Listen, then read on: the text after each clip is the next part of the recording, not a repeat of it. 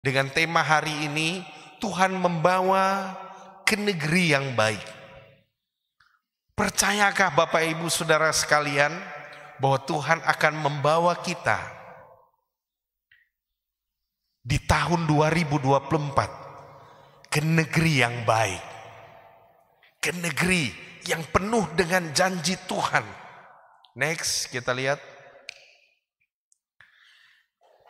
Masuk ke negeri yang baik itu apa, Bapak Ibu Saudara yang terkasih di dalam Kristus? Dikatakan dengan jelas, suatu negeri di mana engkau makan roti dengan tidak usah berhemat, di mana engkau tidak akan kekurangan apapun. Saudaraku yang terkasih, Tuhan berjanji kepada bangsa Israel setelah mereka keluar dari Mesir menuju tanah Kanaan. Tuhan berfirman bahwa kau akan menuju negeri yang baik, yang kelimpahan susu dan madu. Di negeri itu, kata Tuhan, di negeri yang baik itu adalah suatu negeri di mana engkau akan makan roti dan tidak usah berhemat. Perjalanan bangsa Israel menuju tanah Kanaan itu, saudara, mereka tumbuk mana, masak mana itu menjadi roti, dan mereka makan serba berhemat karena namanya dalam perjalanan. Tapi Tuhan bilang, suatu saat kamu tiba di negeri yang dijanjikan Tuhan, kamu makan dengan tidak perlu berhemat, makan sepuasnya. Itu janji Tuhan, saudara. Next, kita lihat.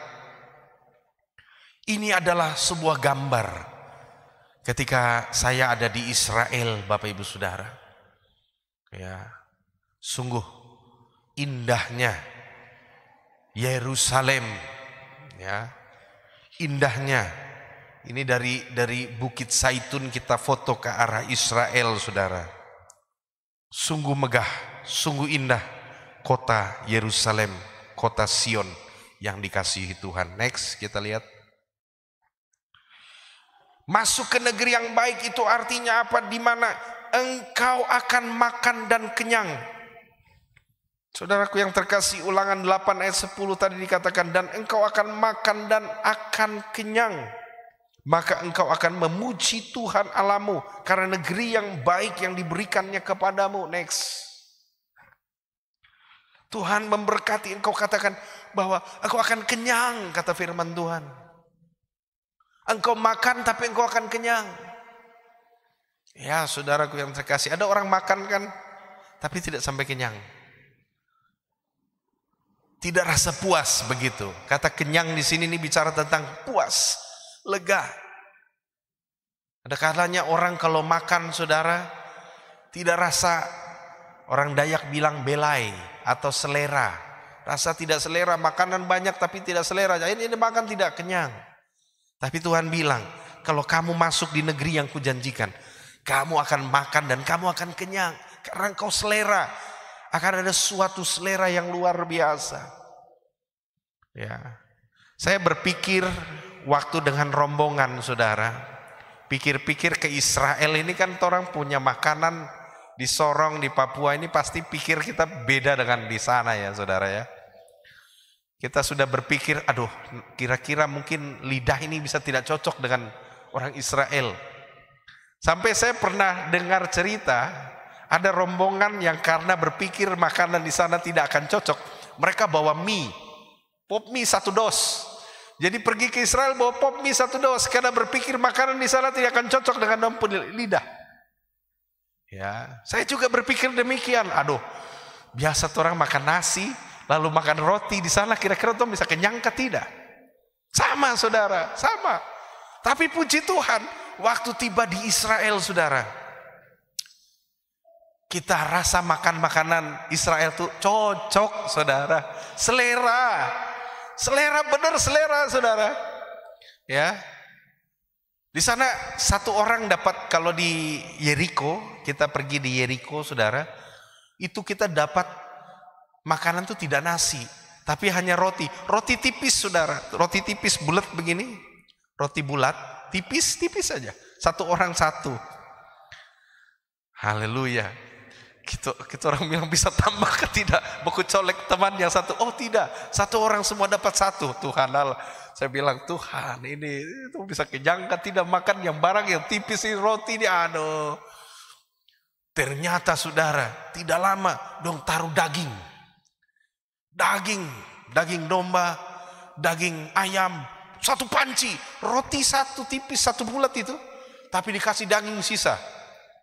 Waduh, kita yang tidak biasa makan daging banyak ini, bagaimana lawan roti yang satu ini? Tapi dalam nama Yesus kita percaya saja. Ternyata saudara, tuh makan, kenyang.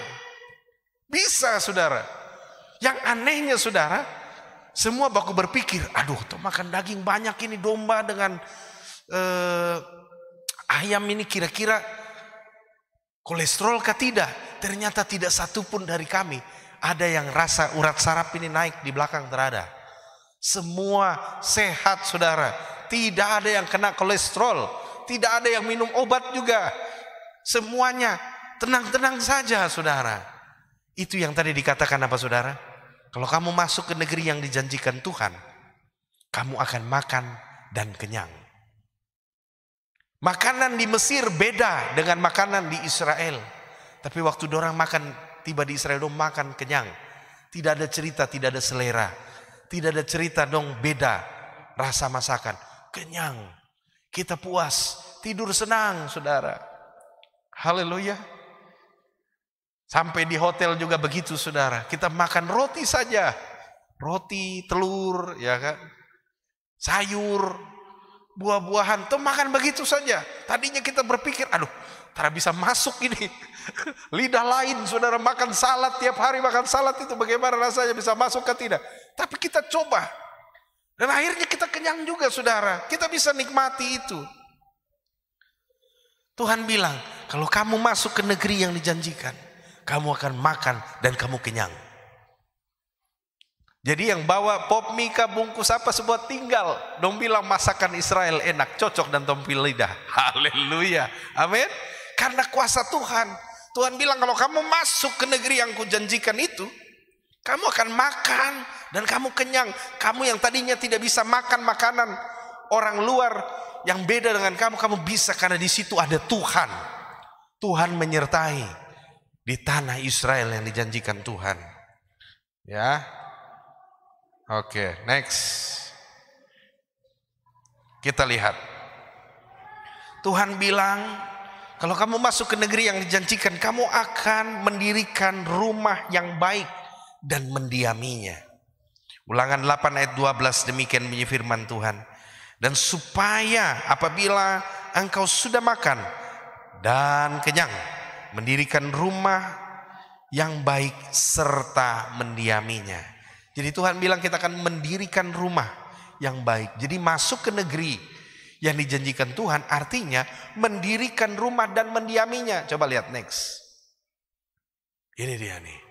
Di Israel saudara, rumah-rumah itu megah, besar. Bangunan-bangunan bertingkat saudara. Dan Tuhan bilang, kalau kamu tiba di tanah yang dijanjikan Tuhan, kamu akan bangun rumah. Ya. Bangun rumah. Artinya apa Bapak Ibu Saudara yang terkasih di dalam Kristus? Tahun 2024, kalau kita benar-benar mengikuti jalan Tuhan, sesuai dengan visi Tuhan ini, maka kamu akan menyelesaikan pembangunan rumahmu. Ya, jadi dengan iman saudara, yang belum punya rumah pasti bangun rumah. Amin. Yang lagi bangun rumah di kampung, rumahnya selesai 2024. Kenapa? Karena Tuhan bilang kalau kamu kubawa masuk ke negeri yang dijanjikan Tuhan, kamu akan makan kenyang dan kamu akan bangun rumah. Rumahmu akan dibangun, kata firman Tuhan. Dan kamu juga akan mendiaminya. Dan kita percaya saudara, ya, sudah banyak juga jemaat SICC yang bersaksi, Pak Pendeta, kita dengan iman, tidak punya dana, tapi dengan iman saja kita bangun rumah. Dan puji Tuhan, tahun 2023 sudah banyak jemaat Tuhan yang rumah-rumahnya dibangun dan selesai. Sekarang kita punya iman saudara, bagi kita semua anak-anak Tuhan Di 2024 kita akan masuk dan kita yakin Tuhan tidak akan menyediakan hanya makanan, tidak hanya menyediakan segala perbendaharaan, tapi juga rumah yang kita sudah kasih pondasi pasti selesai sampai dibangun dan kita tinggal di rumah itu juga. Itu yang harus kita imani, saudara. Kita akan membangun rumah dan memasuki rumah itu. Ya, oke, next. Di sana dikatakan yang keempat, bahwa masuk ke negeri yang baik itu artinya lembu sapimu dan kambing dombamu bertambah banyak, dan emas serta perakmu bertambah banyak, dan segala yang ada padamu bertambah banyak. Saudaraku yang terkasih, memasuki 2024 kita harus punya iman. Memasuki tahun yang baru itu sama seperti bangsa Israel yang memasuki tanah Kanaan. Dan ketika kita memasuki tanah Kanaan, saudara, Alkitab katakan lembu, sapi, domba, kambingmu akan bertambah banyak, emasmu akan bertambah banyak, apa yang ada padamu akan bertambah banyak. Itu iman, saudara. Saya percaya 2024 bukan berkurang tapi bertambah. Amin. Harus kita punya iman, saudara, bahwa segala apapun yang kita miliki akan bertambah. Pekerjaan akan bertambah, usaha akan bertambah. Itu harus punya iman seperti itu. Iman yang percaya bahwa Tuhan akan memberkati lebih banyak lagi di 2024. Next, kita lihat ini sebuah taman di belakang bait suci yang pernah dibangun Salomo, dan tepat di belakangnya, saudara, ada sebuah taman kecil. Saya lihat sungguh indah taman di kota Yerusalem, di tengah-tengah rumah-rumah penduduk. Saya percaya, saudara, Tuhan memberkati kita seperti Tuhan memberkati bangsa Israel. Ya, oke, next kita lihat.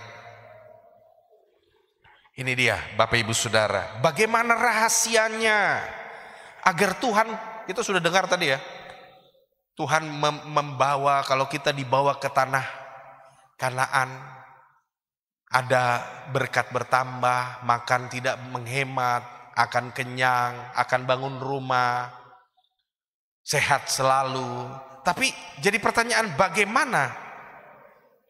Ya, bagaimana, saudara? Bagaimana rahasianya agar Tuhan membawa kita ke negeri yang baik?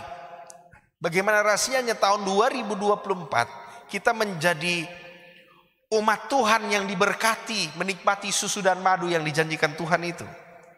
Itu yang pertama, saudara, berpegang pada perintah Tuhan dengan hidup menurut jalan yang ditunjukkannya. Berpegang pada perintah Tuhan dengan hidup menurut jalan yang ditunjukkannya. Ayat 6. Oleh sebab itu haruslah engkau, harus, Bapak Ibu Saudara, kalau kita mau masuk ke negeri yang dijanjikan Tuhan, 2024 kita menikmati janji Tuhan. Oleh sebab itu kata firman Tuhan, harus, wajib, tidak bisa ditawar. Yaitu apa? Berpegang pada perintah Tuhan dan hidup menurut jalan yang ditunjukkannya. Jadi saudara, kita harus hidup berpegang pada firman dan apa? Ikut visi Tuhan, suara Tuhan yang tunjuk kepada kita. Apa yang harus kita buat? Visi apa yang Tuhan mau tunjukkan? Langkah apa? Jangan keputusan kita dan maunya kita, saudara. Selama kita berjalan dengan keputusan dan maunya kita tidak lihat mujizat. Ya, kita tidak lihat mujizat. Seperti saya pernah satu kali cerita, Bapak Ibu Saudara, selalu saya ingatkan ini ya. Kenapa? Karena ini penting.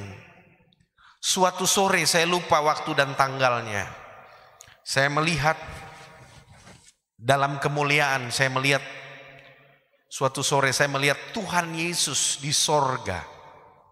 Dia sedang meneteskan air mata. Penglihatan itu, saudara, saya lihat Tuhan Yesus meneteskan air mata. Nah, saya bertanya, Tuhan, mengapa engkau menangis? Tuhan Yesus berkata, ada banyak umatku, mereka menyalahkan aku, kata Tuhan, atas semua kegagalan dalam hidup mereka. Saya langsung bertanya, kenapa Tuhan menangis? Kenapa umat harus menyalahkan atas semua kegagalan mereka? Tapi saya kemudian merenungkan lagi kata-kata Tuhan Yesus. Dia menangis karena umat menyalahkan atas semua kegagalan mereka.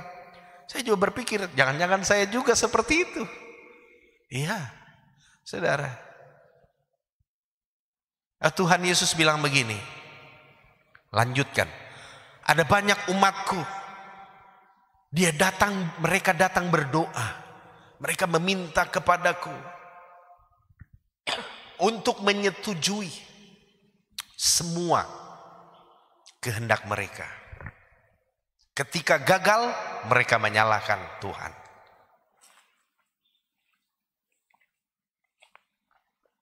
Saudara, itu terjadi.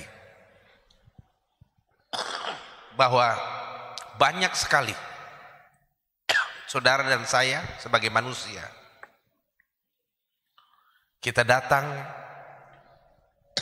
kepada Tuhan, kita menyalahkan Tuhan atas kegagalan kita. Kenapa? Karena kita, saudara, datang berdoa sama Tuhan, kita bukan bilang, Tuhan, apa yang engkau ingin buat dalam hidupku? Tapi kita datang dengan semua rancangan kita. Kita datang dengan semua program kita. Tuhan, ini program, ini semua langkahku, berkati. Ketika gagal, kita bilang sama Tuhan, Tuhan, ini gagal. Tadi saya sudah berdoa. Akhirnya banyak orang kecewa. Lalu dia tidak mau sembahyang, karena apa? Tidak mau cari Tuhan. Kenapa? Karena dia bilang, saya sudah datang sama Tuhan dengan semua program dan semua harapan cita-cita saya, tapi saya gagal. Itu, saudara, masalahnya. Tapi mari hari ini, saudara, kita belajar sebagaimana firman ini. Tuhan bilang, aku akan membawa kamu dari perjalanan Mesir menuju Kanaan, ke negeri yang baik. Kan Tuhan bawa tujuannya, arahnya jelas, Kanaan. Banyak orang kan bukan mau ke Kanaan, dia sedang mau ke Ur Kasdim mungkin. Dia mau ke Eropa mungkin. Istanbul, Turki mungkin, bukan ke Israel. Sebab janji Tuhan itu sebenarnya di Kanaan. Kalau bangsa Israel menyimpang ke arah Efrat, tentu janji Tuhan susu dan madu tidak sampai. Karena Tuhan bilang di Kanaan. Orang Kristen itu banyak seperti itu, saudara. Tuhan menunjukkan arahnya jelas, kamu pergi ke tempat itu. Ke arah itu jalur hidupmu. Tapi kita menyimpang ke arah Turki, ke arah Eropa, ke arah Asia. Bukan ke Kanaan. Di Turki tidak ada janji Tuhan. Khusus bagi bangsa Israel yang keluar dari Mesir. Di Eropa tidak ada. Adanya di Kanaan. Begitu ilustrasi dan analoginya, saudara. Jadi jangan kita datang sama Tuhan untuk minta disetujui. Tapi mintalah, Tuhan, ini hidupku. Apa yang kau mau, jadilah padaku seperti yang kau inginkan. Nanti Tuhan tunjukkan jalan. Dia pertemukan kita dengan apa yang harus kita kerjakan. Dia akan memberi jalur. Tiba-tiba ada petunjuk. Ayo coba kamu ikut di sini. Kita coba dan menang. Dan kita tes dan kita berhasil. Seperti itu, saudara, ya. Jadi mari kita belajar menjadi orang-orang yang kehidupannya mau mengikuti jalan Tuhan, berpegang pada kehendak dan rencana Tuhan. Oke, next. Yang kedua, agar kita bisa mendapatkan janji Tuhan atas negeri yang baik di tahun 2024. Takut akan Tuhan. Ulangan 8 ayatnya yang ke-6b dikatakan demikian. Dan dengan takut akan Dia. Bahasa Ibrani kata takut akan Tuhan, yaitu yare atau yaurai. Yare, ya istilahnya seperti itulah. Bahasa ini sebenarnya berarti bukan takut seperti orang lewat di kegelapan. Bukan seperti orang takut gemetar. Bukan begitu saudara. Yare dalam bahasa Ibrani, takut akan Tuhan itu artinya terinspirasi. Takut akan Tuhan dalam bahasa Ibrani artinya rasa hormat. Takut akan Tuhan dalam bahasa Ibrani artinya kagum akan Tuhan. Seperti ada sebuah pujian berkata, ku kagum hormat akan Engkau. Kita kagum. Wow, Tuhan hebat. Wow, terima kasih Tuhan. Gitu. Itu takut akan Tuhan yang dimaksud. Ya. Banyak orang saudara takut akan Tuhan karena ditakut-takutin pendeta. Ya kan? Banyak orang saudara takut itu karena seringkali khotbahnya nakut-nakutin. Ya. Sebenarnya salah. Takut akan Tuhan yang benar adalah seharusnya kita itu menginspirasi, terinspirasi, kagum, hormat. Wow, Yesus luar biasa. Takjub. Ya. Wow, Tuhan dahsyat. Yes, luar biasa gitu saudara. Jadi kita harus seperti itu. Rasa kagum, hormat akan Tuhan itu ada. Bukan takut seperti seolah-olah ada ancaman dari Tuhan.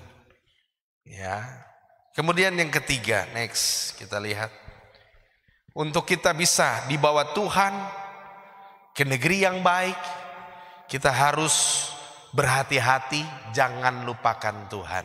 Ini kunci saudara. Ya, Tuhan bawa kita mengalami tanda heran, kita udah masuk ke negeri yang dijanjikan Tuhan 2024. 2023 kita mungkin banyak kekurangan, serba kurang. Lalu 2024 kita mulai banyak duit misalnya. Ya, banyak segala sesuatu. Kemudian Tuhan tambahkan ini itu, kita mulai membangun rumah kata Tuhan 2024.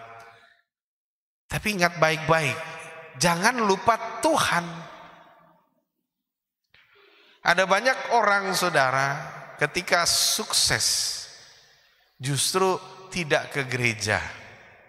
Ya kan? Coba saudara lihat, kalau sampai hari ini gereja nggak ada yang masuk ibadah ini saudara, ini tandanya semua pada sukses. Ya kan? Ya itu yang lihat lewat live streaming itu sudah sukses tuh. Tapi dia lupa ke gereja. Sudah, itu kan kita ada live streaming katanya. Live streaming sajalah di rumah. Saudara sadar waktu engkau sudah sukses dan lupa untuk mencari Tuhan, hati-hati. Halo, yang di rumah nonton live streaming ini, hati-hati loh, hati-hati. Hati-hati. Haleluya. Hati-hati, tanda engkau sudah melupakan Tuhan adalah engkau sudah tidak lagi ke gereja. Karena rata-rata orang yang datang ke gereja itu belum sukses. Ya, belum sukses. Tapi kalau sudah tidak ke gereja lagi, wah itu tanda sudah sukses saudara. Dan hati-hati kata Tuhan. Saya bacakan ayatnya. Kenapa harus hati-hati? Ayat 19. Tetapi jika engkau sama sekali melupakan Tuhan Allahmu dan mengikuti Allah lain. Saudara tahu Allah lain? Allah lain itu adalah segala sesuatu yang membawa engkau tidak lagi ke gereja. Lalu kau beribadah dengan cara yang berbeda. Saya beribadah di HP saja, itu sudah tanda. Beribadah di HP itu tanda kau sudah mengikuti Allah lain. Dan sujud menyembah kepadanya. Aku memperingatkan kepadamu hari ini bahwa kamu pasti binasa.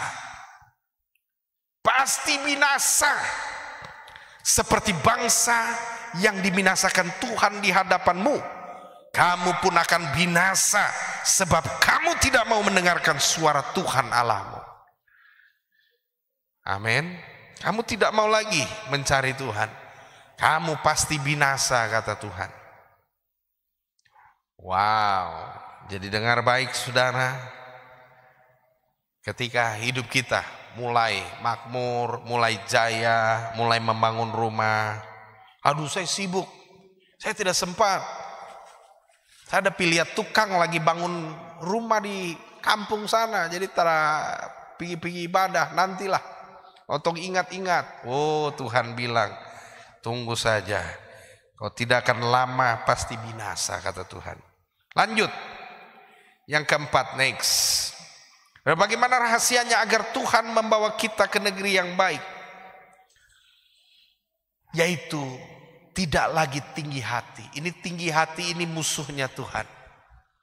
Kita harus rendah hati, saudara. Dikatakan jelas sekali ayat 14.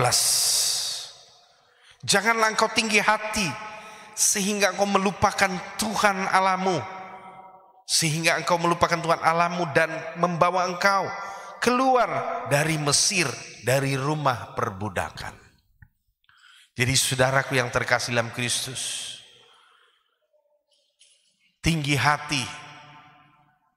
Ada orang saudara ditegur sama pendeta, dia marah. Saudara tahu kenapa? Ketika hamba Tuhan berbicara lalu dia tersinggung dengan khotbah itu standar bahwa orang itu sudah sombong atau tinggi hati. Ya. Kalau ada seseorang tersinggung atas pesan firman Tuhan yang diberitakan, lalu dia tersinggung, dia marah dengan pendeta itu tanda atau suatu ukuran bahwa orang itu telah tinggi hati. Ya. Tapi kalau kita dengar khotbah biasa aja, kita nggak tersinggung. Terima kasih saya ditegur hari ini.